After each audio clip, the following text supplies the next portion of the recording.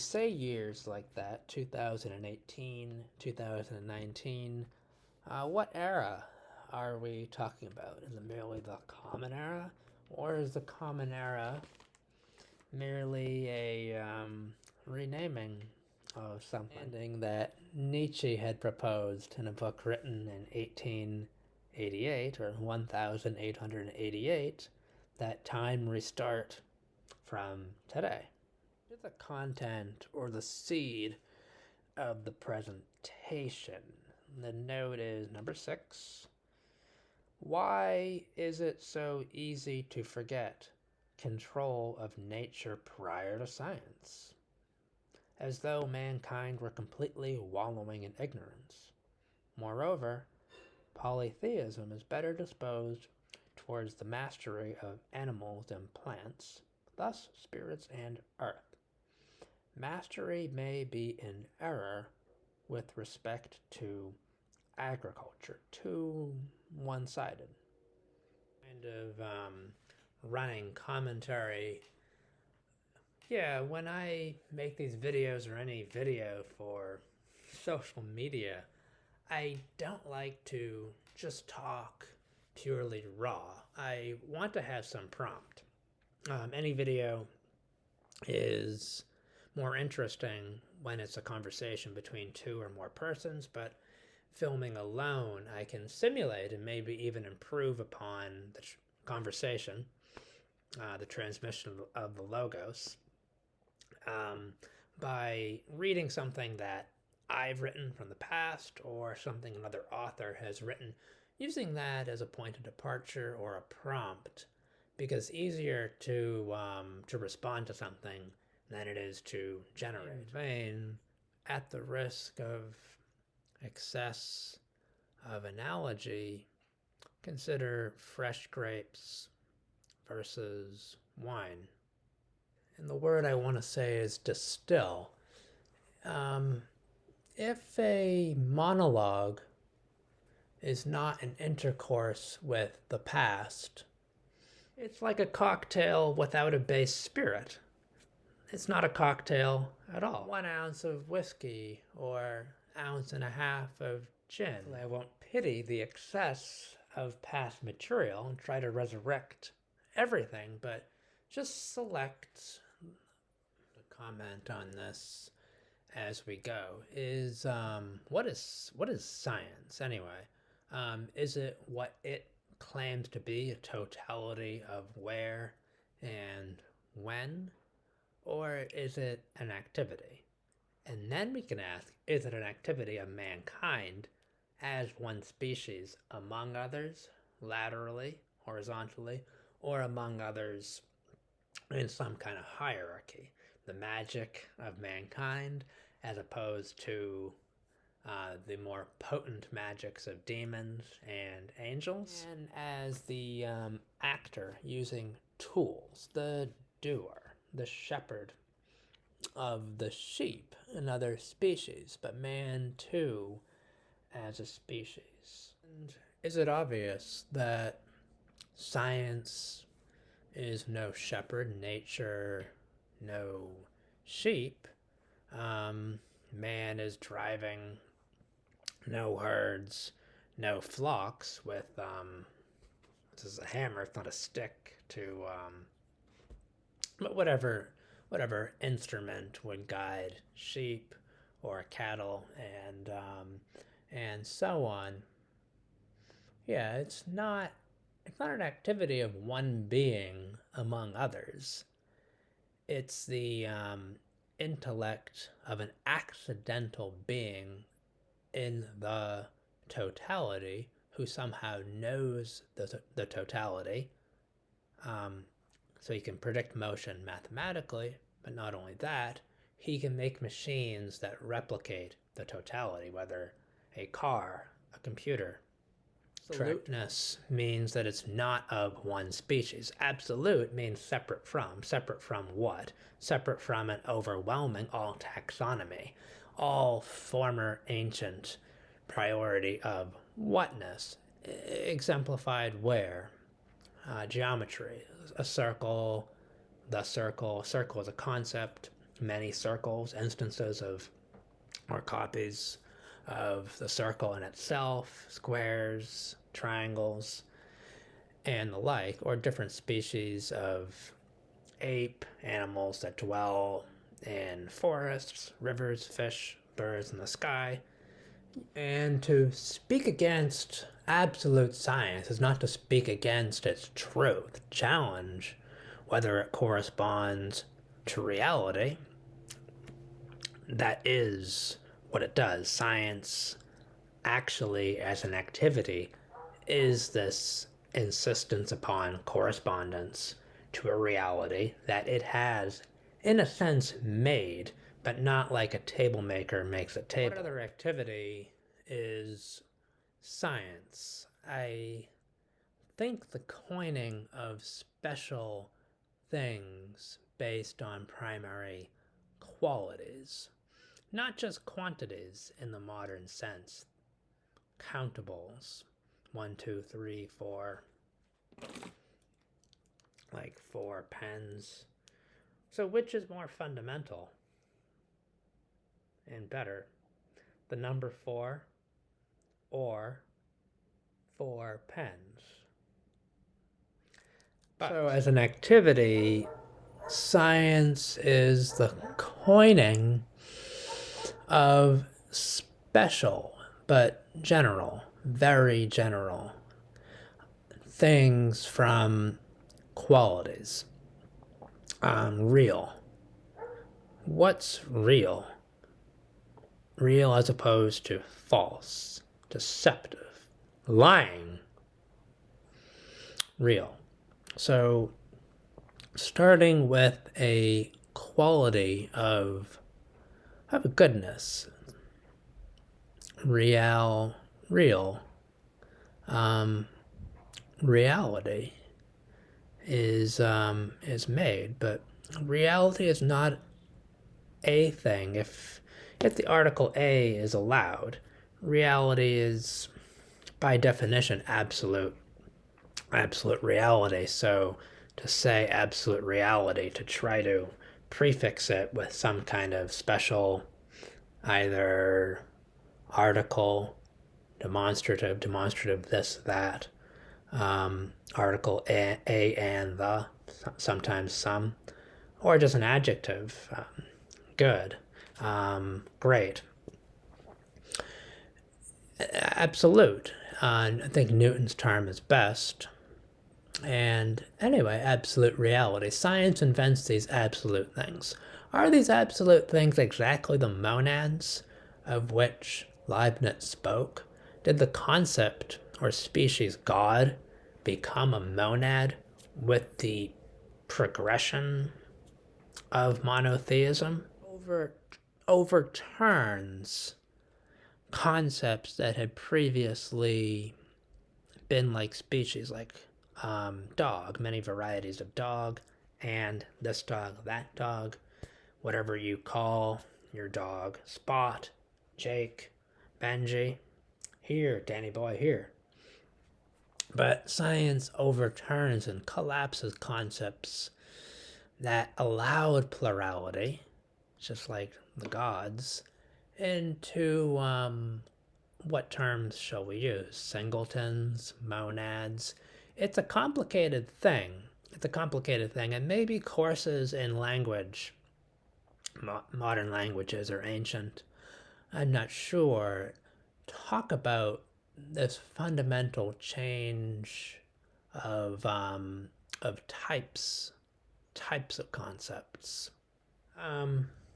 Science as an activity, absolute science. This action is absolute. It's not limited by absolute space and time. It is more fundamental than the translation, movement, motion of uniform things within this realm. It's a deliberate bypassing of the senses. The eyes. The what? This is a screwdriver. It's a tool made by man as a species, etc.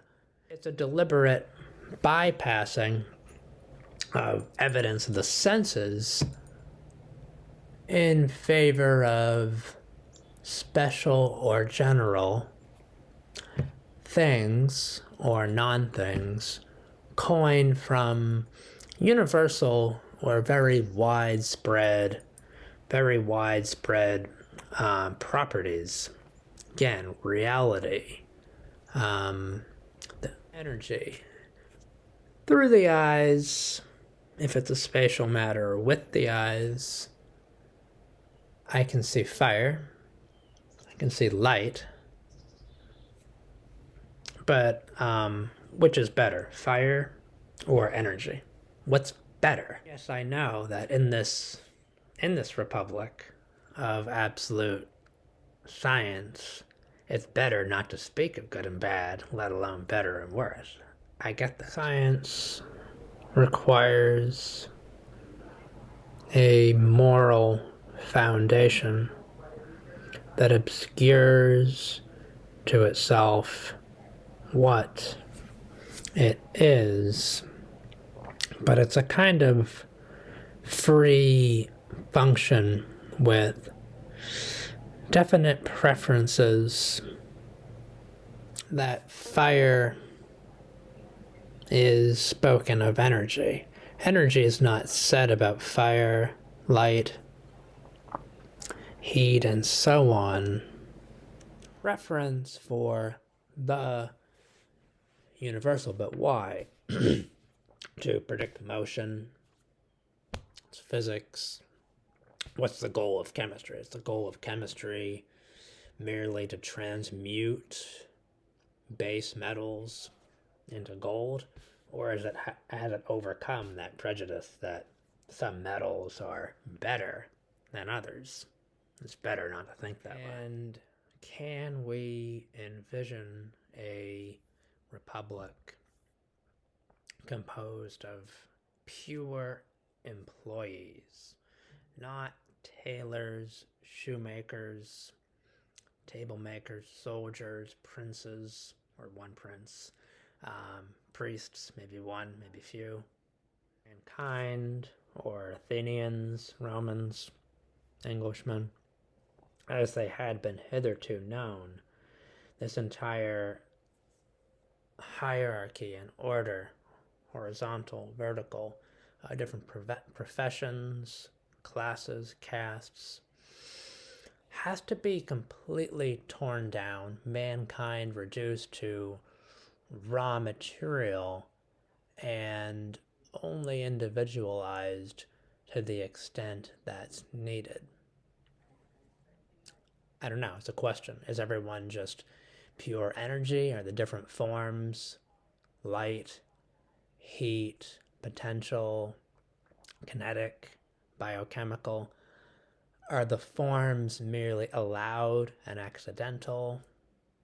Is science or absolute science fundamentally egalitarian in that it decrees the abolition of species, whether species available to the eye, animals, or species as trades, crafts, roles, in the state or the nation, in favor of whatever roles it would allow or legislate from first principles, from what? Absolute space, absolute time, matter, mass, energy, and so on. What role is there for individuals or for distinctions? One whatness in a hierarchy of whatnesses. I guess the top of the hierarchy would be gods, angels, because we're talking about zoology, right? Gods, angels, men, or humanity, and the other animals, the domesticated animals, or even monkeys, apes, and so on. Dwarves, elves, takes place under the sky and on the earth. And the earth is to be subdued. in this model of control of nature. Whatever nature is, however. If an activity, this subduing dominion of nature, takes place under the sky or on the earth, is it merely in space? This way, the plant, is it real or is it false? If the distinction matters. Does it represent a subduing of nature or a replacement of nature? What is nature?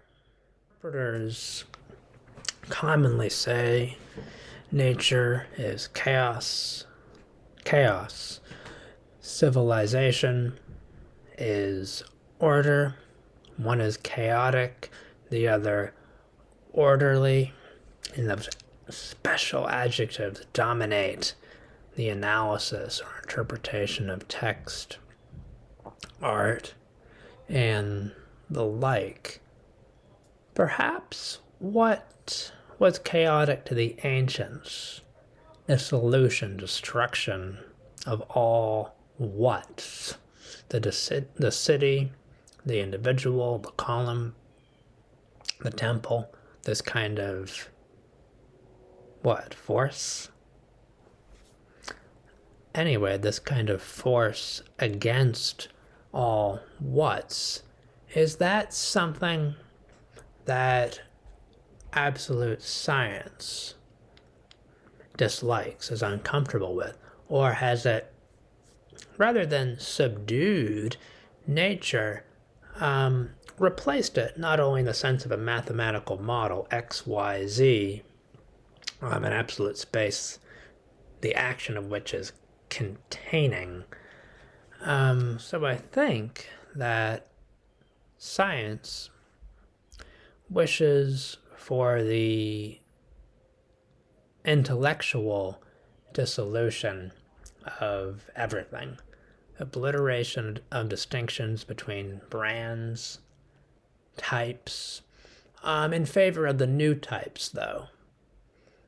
The matter, the energy, or the new social order. What would that look like? Utopia, dystopia, throwing words out there to ask the question, to bridge the gap between the answer I only vaguely see in black and white, but one time may have said somewhere in some notebook, but cannot bridge it, build a bridge between that past self that thus spoke and the me speaking now in an ugly fleece before the camera. Science not to be understood within a qualitative dualism between order and chaos doesn't work. It's both the order, both the chaos, in or as its activity, which I think makes it a type beyond science. Science is a type beyond science as an activity. Anything that cannot be rebuilt from uniform qualities ought to be destroyed. Science as an activity is no mere action within its own decreed space and time. It's law, it's jurisdiction. As a question to open the thought, let the thought be rethought, let us ask, which is more fundamental, action or possibility? How can one visualize possibility or constraint, the grid lines of space and time? do these grid lines do, if they are anything at all? It's a separate question. What do they do, though? Are they just there, but more fundamental than this camel or my hand? Just there, just there, just. How is that justice? Serious question.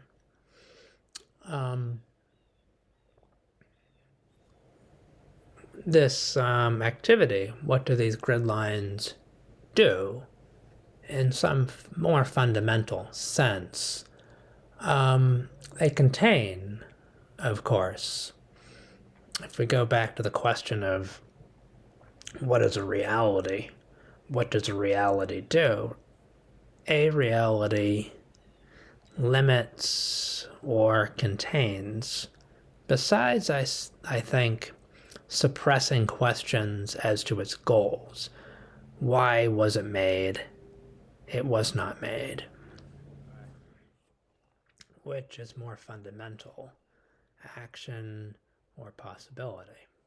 If action is limited to motion, itself a restriction of changes. If action is limited to motion, then only certain motions are possible. In that sense, possibility, laws of motion limit action. The simple statement, you cannot travel faster than the speed of light, for instance. If activity, anyway, is reduced to what physicists, whether of whatever kind, if changes, motion are restricted to what is typically a translation across a spatial distance, an example of which is also the gap between subject and object that is more fundamental than any thought. Thinking, and we don't want to defend thinking as distinct from flesh anyway, but thinking is a priori incapitated. But the action, anyway, of preferring where to the ancient when, or to some other question type not yet formulated, but anyway, the action of preferring to speak something to be better, a question type to be better than another, can it be said publicly that to judge where to be better than what is merely an action in your head? Because the very question doubts the priority of where. It's immune to incapitation. Nonetheless, so we speak of action as configuration of conscience, arrangement of values, valuing. Revaluation of all values calls for re-examination of questions. Noticed or unnoticed, legislation is anyway the most subtle and powerful activity. To this same presentation, this is a jar. In the jar, there, I don't like the expression, but there is some water. The jar is something. It can be distinguished from something else, such as this mug has a little bit of coffee diluted with water. So these two things, like this pen, they can be distinguished from others. And I've been nature. If this thing, nature, just means the green fields, the earth, maybe even the earth, as opposed to the sky above, the earth below. So not the moon, not the sun, not the stars in the night sky, and maybe not the sea as well. You'll recall that in the Olympian religion of ancient Greece, Zeus was the god of the sky, his brother Poseidon of the sea, and Hades of the underworld. And so notably, none of the Olympians is an earth god or goddess, which introduces the problem of Dionysus. If I were to summarize this note very, very simply, I would oppose the writer and say science and absolute science. What kind of science do we mean? Do we have a right to speak of science without a prefix, without address? This science, that science, the science, a science. But I think it's correct to say absolute science, just as Newton had said absolute space and absolute time. Because how can a space exist, be, without material? It has to be made of something. So a room is composed of walls. A room may be part of a house made of bricks, wood, other materials. It has to have.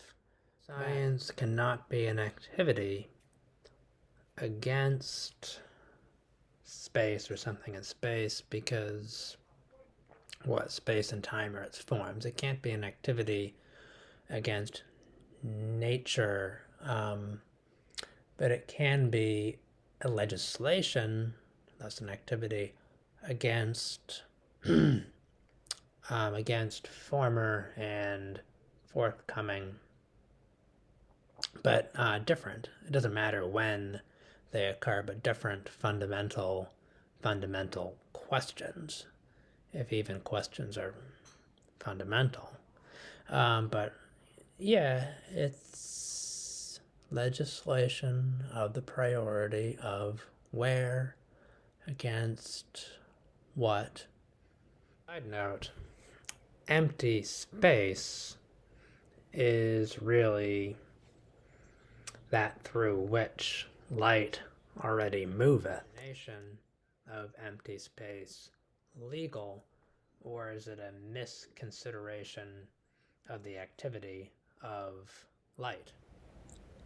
It's legal above a constitution of the priority of where, but it becomes illegal or completely secondary in a constitution, or following from a constitution as from a select few premises, following from a constitution of the priority of action as opposed to the possibility limited by absolute space, absolute time, and the rest, what follows. Such a thought is not legal, or it would generate a warning. Constitution making. What is to be seen and heard at all, and how seen is an example of an activity. Very subtle activity. For the most part, a constitution is given, but not given its behind. For the most part, a constitution is given and motivates all activity, but equally fundamental is the activity of showing a constitution. Skepticism is the first step. Now, activities like fasting expose constitutions, motives by values. The question is whether science, absolute science, this remodeling of what? Is it remodeling of nature or discovering reality as a model? Is this an activity of man, or is this something that mankind is moving in? Is mankind merely like any species, merely an emergent species, as evolution would dictate?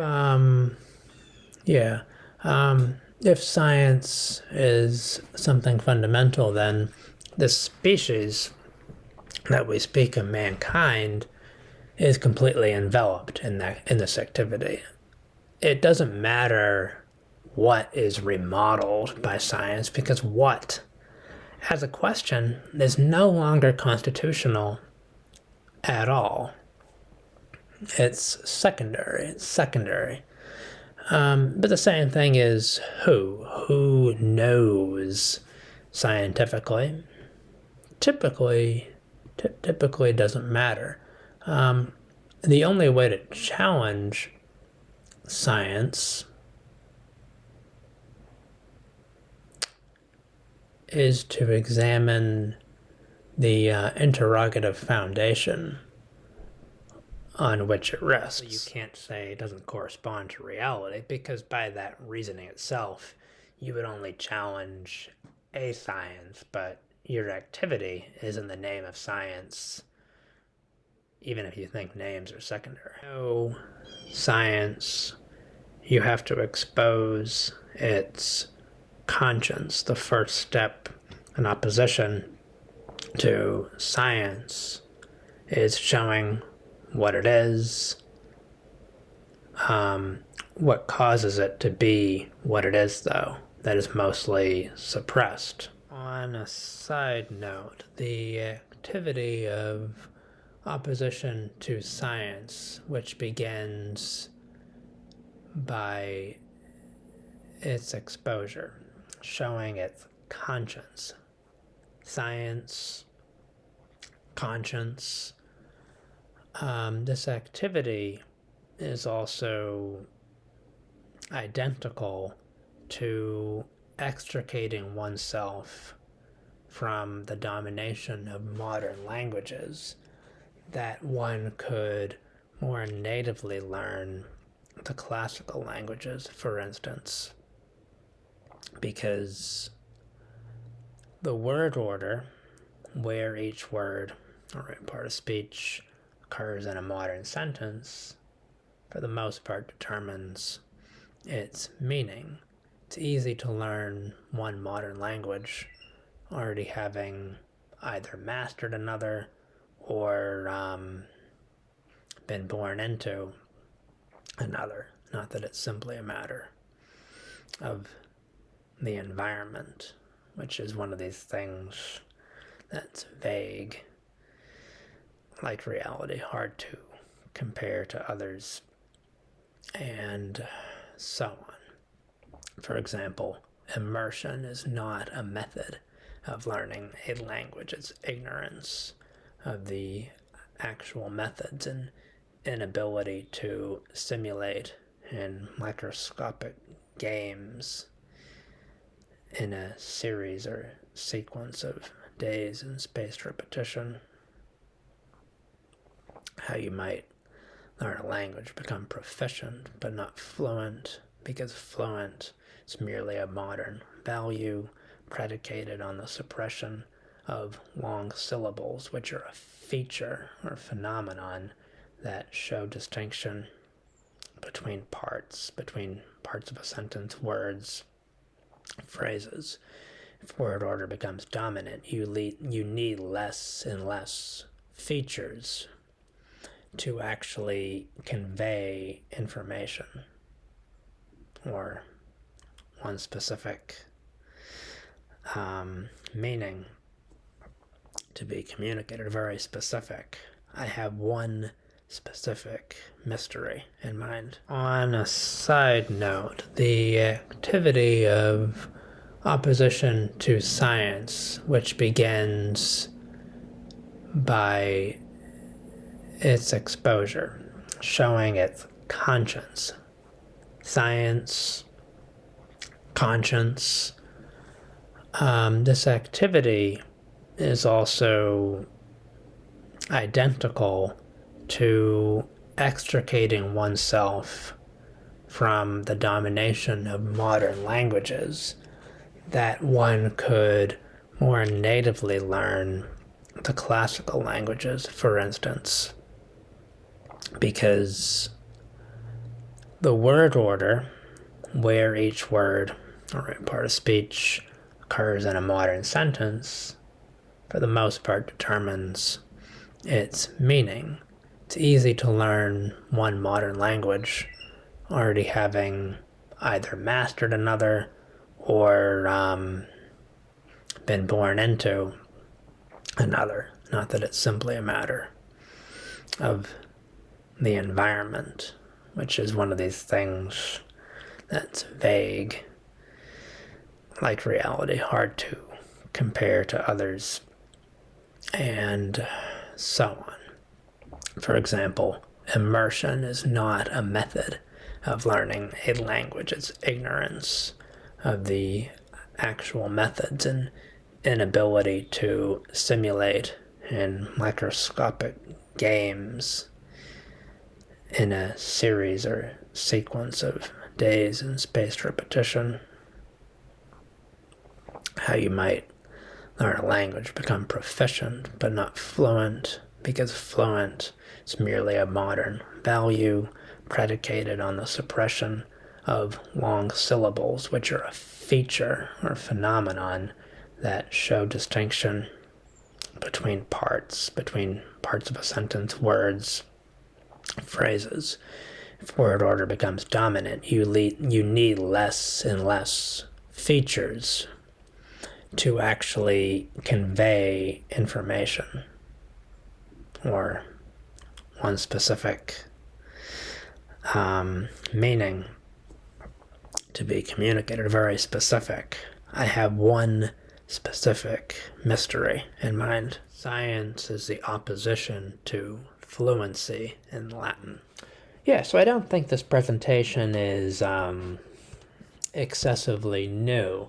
I'm not hitting any level of animation at the newness of the thought, but it's all about this distinction between where and what, because the species in any taxonomy may be arranged in a hierarchy, such as the great chain of being, as I was saying, the gods, angels, or demons, men, and cattle, monkeys, and so on. So those which serve the horses, those which serve the interests of mankind. Yeah, I mean, this absolute science, by its very nature, this absolute science, this whatless science, this whatlessness, for what is nihilism? It's not necessarily nothing at all, but it's a kind of depression, the suppression of any what, but the suppressing anyway in action, consequence of legislation. Suppressing anyway in action, consequence of legislation. Something predominantly spatial and temporal. And again, the imagination always begins from the night sky, looking from outer space back in the earth within, or mathematically, just purely abstractly, like any situation. The three-dimensional raw coordinate system, whether it's 3 4. Space is actually something resulting from making something from the adjective spatial. So, same thing when we speak of the spatial and the temporal. Well, historical events are temporal to some extent, whether when they occurred chiefly characterizes them, or they suggest heroic deeds to be repeated. In that sense, an event is also a value. But what is a value? I don't know. But spatial, something is spatial. Why? That has breadth, width, height, occupies volume, or moves within at least a space. And just maybe real, spatial, and temporal precede the reifications reality, space, and time.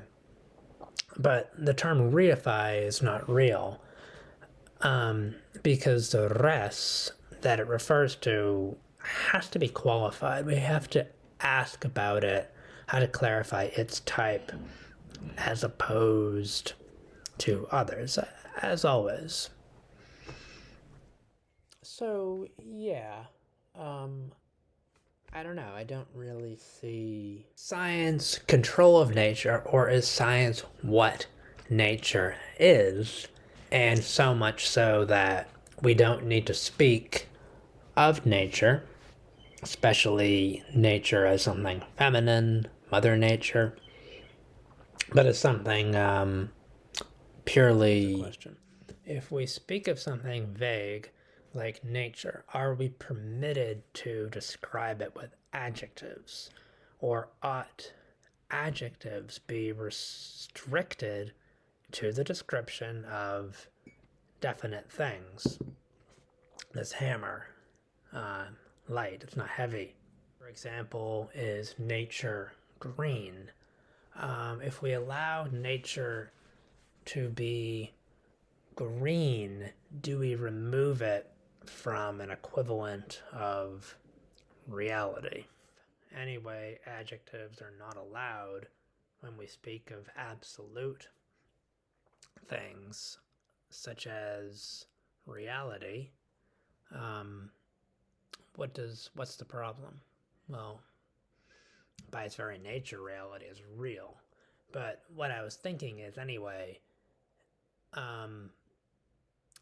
so there are two problems. So typically we don't speak of reality qualitatively at all, and by the scientific community, that would not be allowed.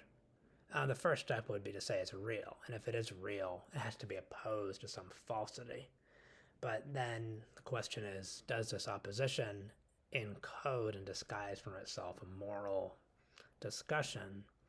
So I just wanted to ask, reality good or better? Better than what? Better than something? Is it actually best? Is it best in a way that's negative or toxic even to everything else, but not absolute things, of course, but accidental or emergent things? Reality, even a reification of moral values.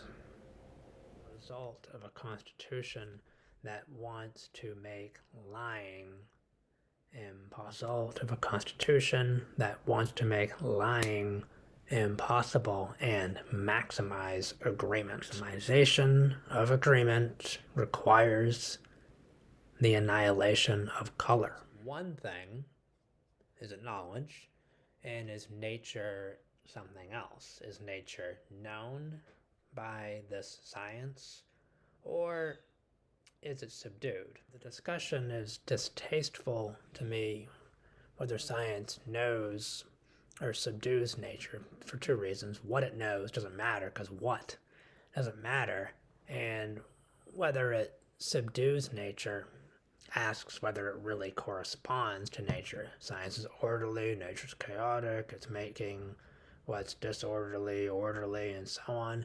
This kind of play with adjectives, which unfortunately is instrumental in interpretation out of science, repeats science. Still want correspondence. If you still want correspondence to reality, then whatever you call the activity, the skepticism, the kind of limited skepticism in which you're engaged, that is absolute science. For whom science is not scientific enough is still a scientist. The question.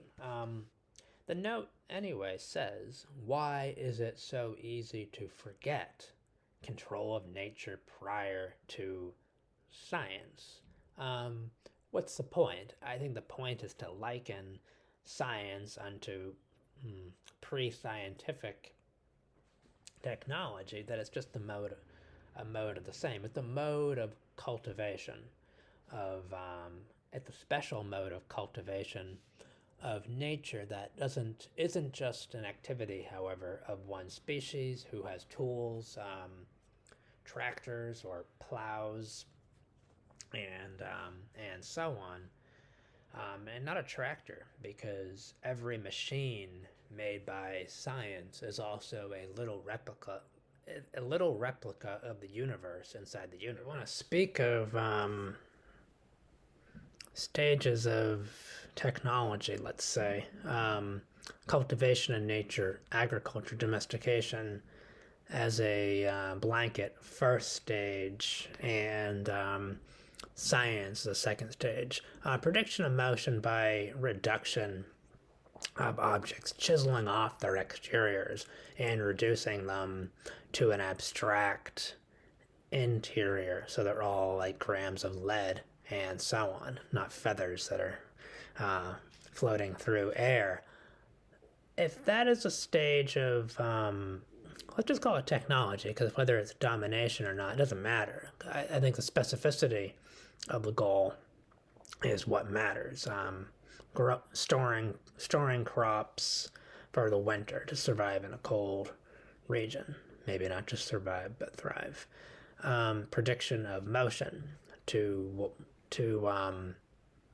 build cannons, for example, to batter the walls of castles better than any battering rams that Julius Caesar's legions may have had. But can we envision a post-scientific third stage? The post-scientific is not good because it comes after science in some natural progression. It's an accidental term, but it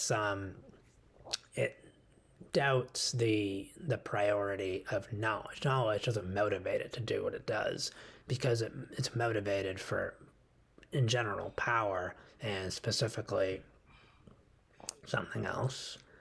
It has to seek knowledge of some kind, and maybe whither it heads is through the opposition of Cartesian science.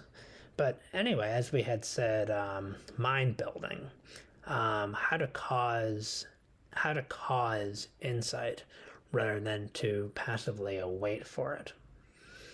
How to learn a language, for example, like Latin, more efficiently than would otherwise be possible than merely reading, volumes of reading, or a more detailed study of grammar.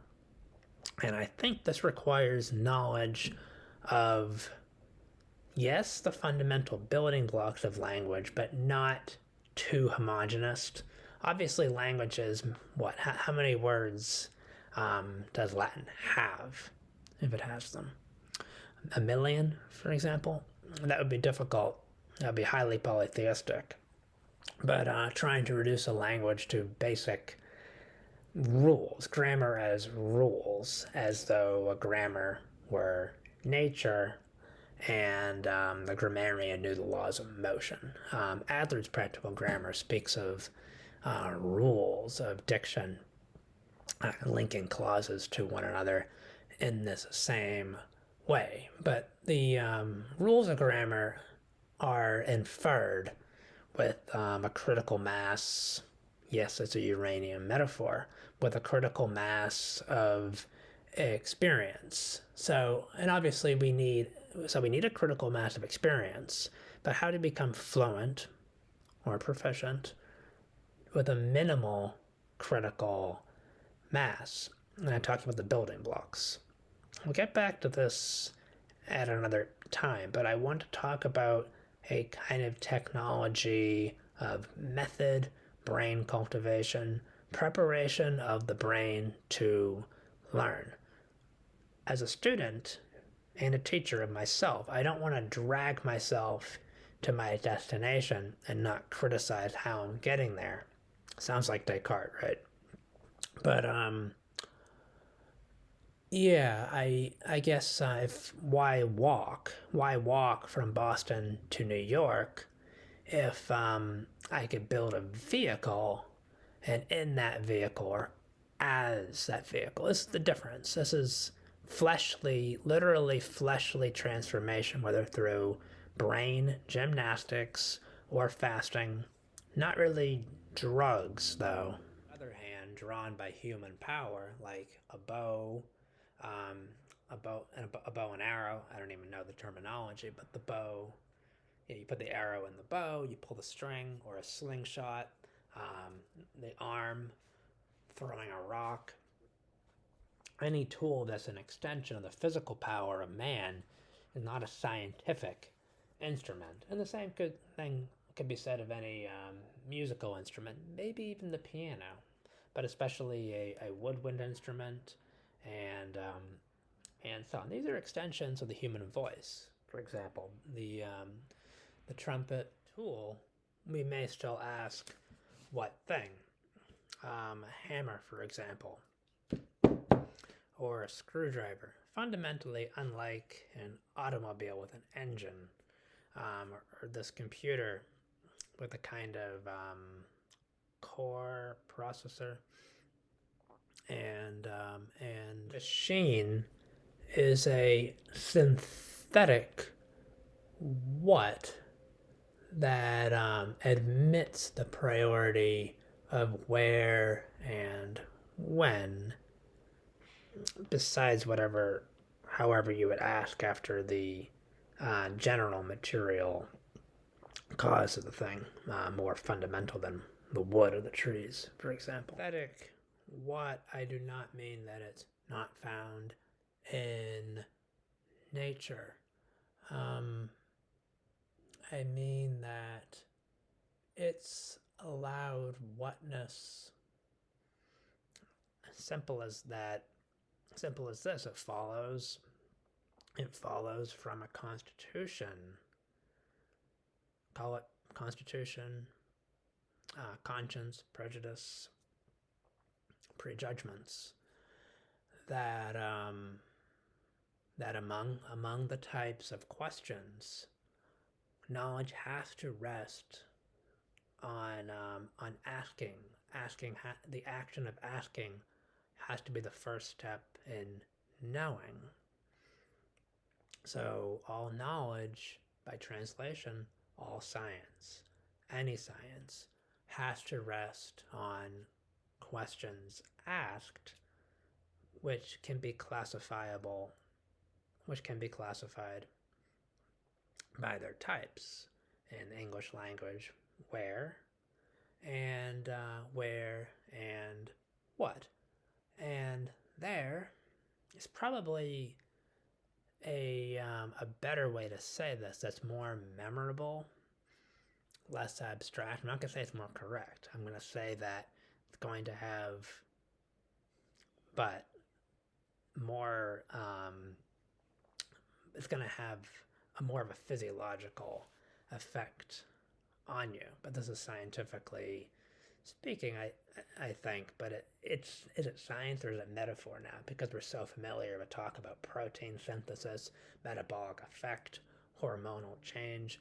What way of saying the difference between where and when would be more mnemonic, so more conducive to remembrance and recitation, but also would make more of a difference in how you act?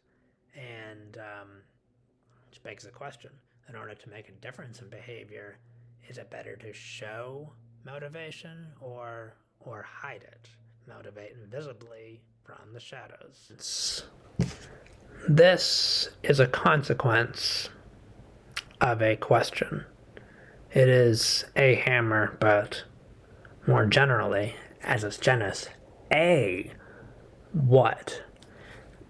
Just as reality, what's the article, what's the demonstrative?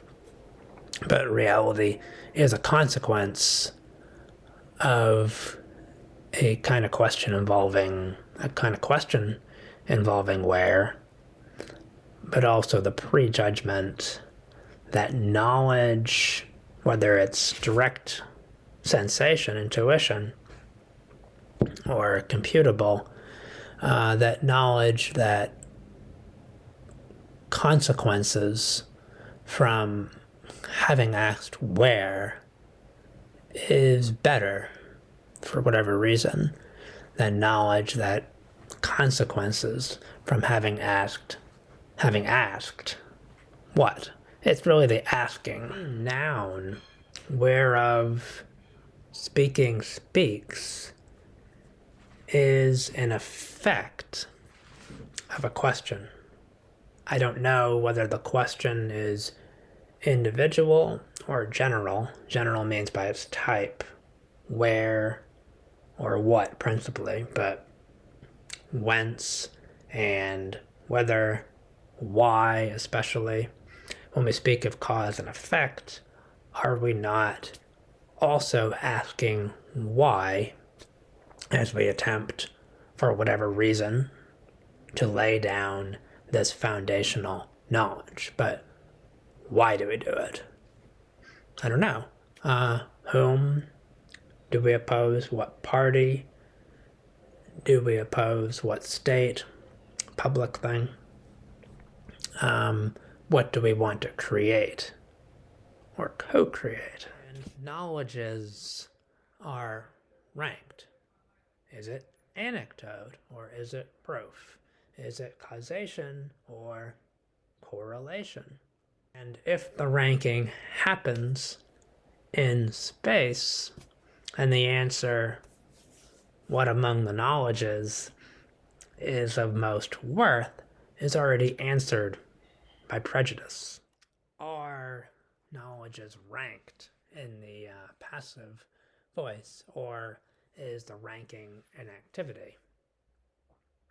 And who ranks the questions that cause knowledge to be in the first place, or even the goals that cause knowledge to be in the first place?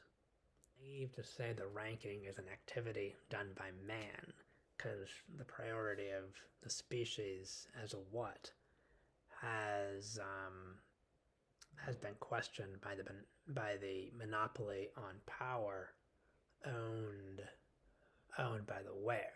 So it's impossible to get away from the refutation that this ranking of questions is merely subjective. But if you imagine it, it's happening in the head and in space. So it's confessing a constitution in love with where, for the most part. So it's less naive.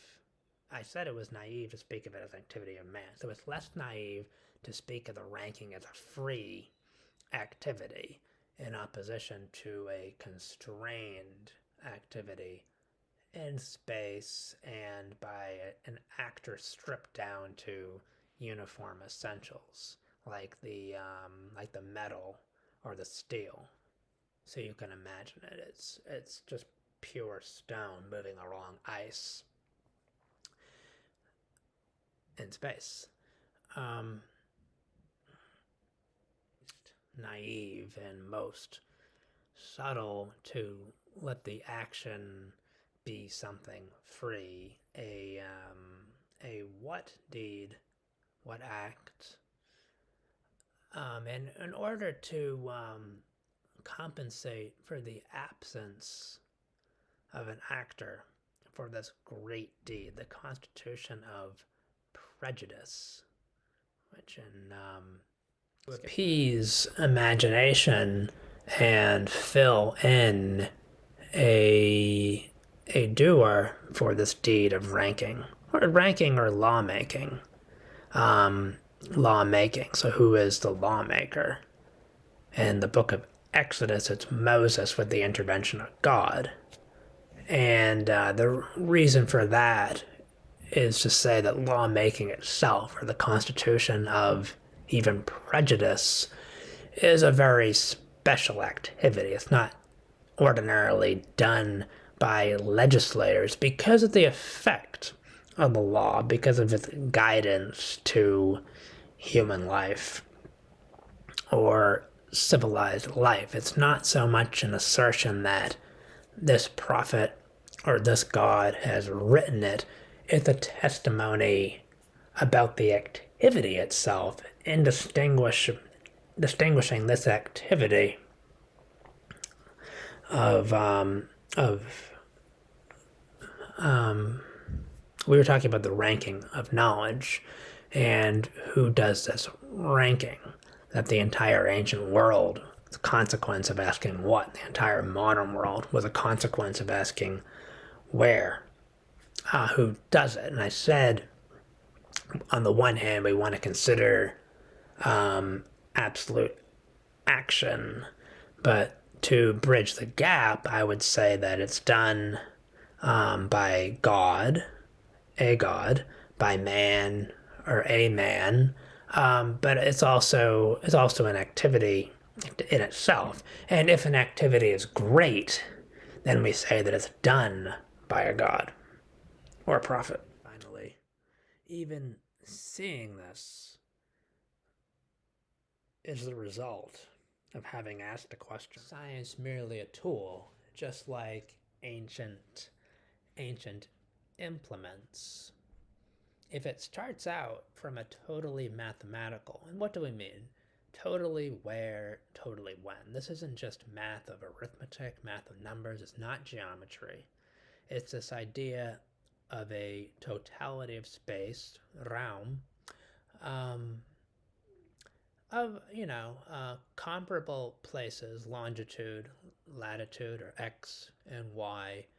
These are the fundamental things, and anything material, as opposed to purely located, purely in a chronological sequence. Located, like this house, a person, a tree.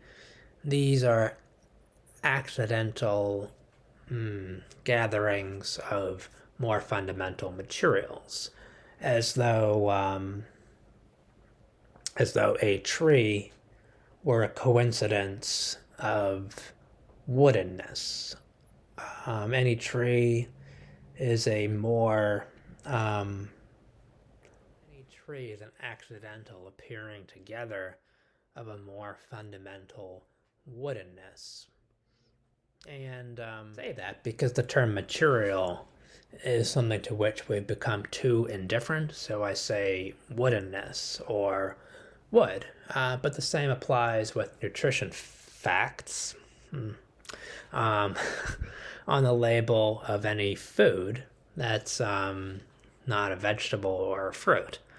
So you read about the statement that what's more complex is derived from simpler, more fundamental things that let it be compared to others, exchanged for others. I can, sub out the carbs, rice for bread, for example.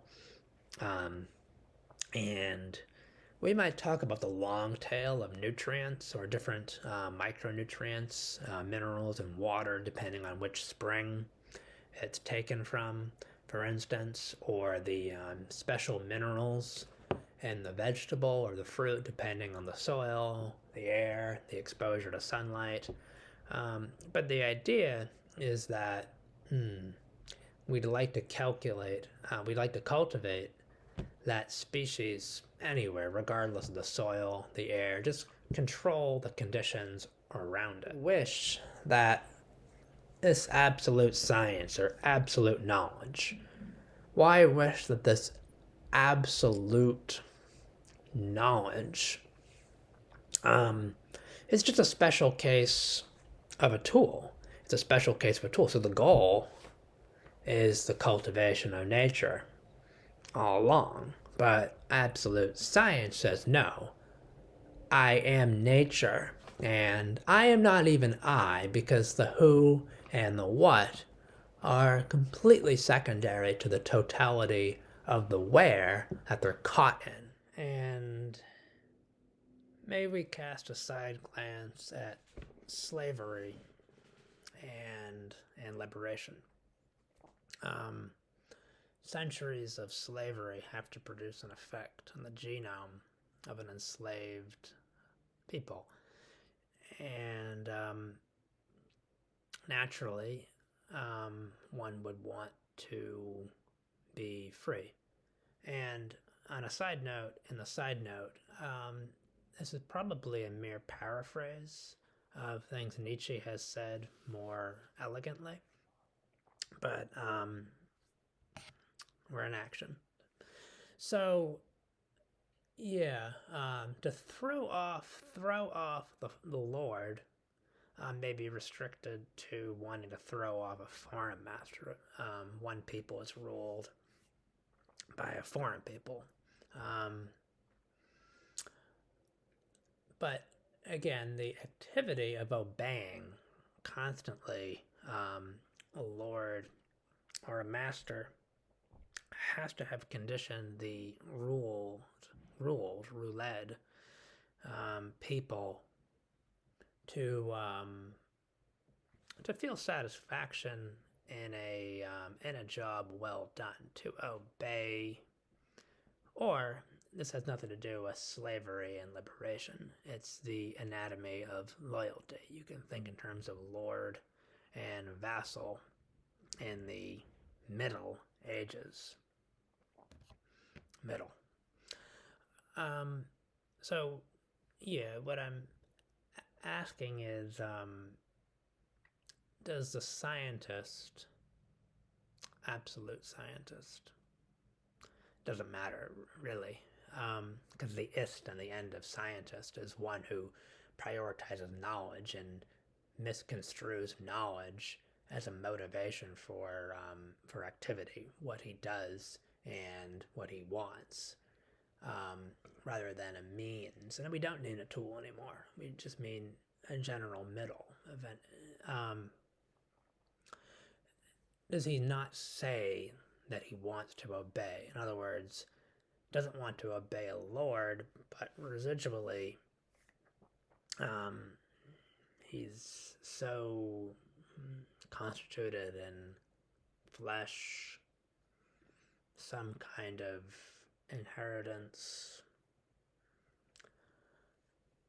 that the chief action he wants to carry out is obedience, but he wants to obey something that's absolutely reliable and can subdue everyone else, either in his republic or by the extension of his republic, or by mistaking his only specific republic for the entire cosmos. Seeking something to obey, absolutely, one has found it. I think the node itself is deficient. What is nature? Why is it bad to control nature? And does science even control nature? Is there even anything to control at all? I guess to continue the narrative, for example, a lawnmower has mowed the green grass outside so it's not too long, so golfers may play golf, for instance. Do we call that control over nature? Why not why not speak more specifically and say that it's just the cultivation of the grounds right here. And to speak against absolute science is not to speak against its truth, challenge whether it corresponds to reality. That is what it does. Science, actually, as an activity, is this insistence upon correspondence to a reality that it has, in a sense, made, but not like a table maker makes a table. Against absolute science is among the questions on the periphery of knowledge, but not as speak against absolute science is again merely to challenge the priority of its questions. What type of question ought to be asked first? Yields answers more important, more legitimate, better than others. It's where and not what. By being negative to all species, overwhelming what? A former god. Science recapitulates the activity of monotheism, but even against theism, the gods, as one species in a hierarchy, but part of zoology. By being negative to all species, all consequences of the asking, what has science judged them to be less worth than what knowledge or what things follow from asking where? Now, if that is so, are we discussing justice and the discussion of justice, or even political science, but at a kind of fundamental, I want to call the level of the discussion of justice or political science, excuse the term politics in Aristotle's sense. Paint a picture.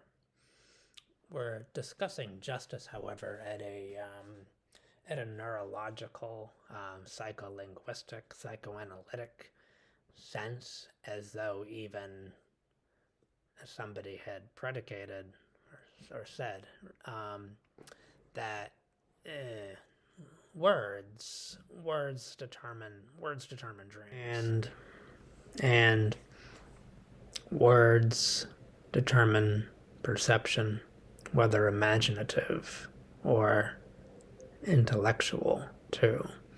That this psycholinguistic level of which we speak, although it may be one level below, more like soil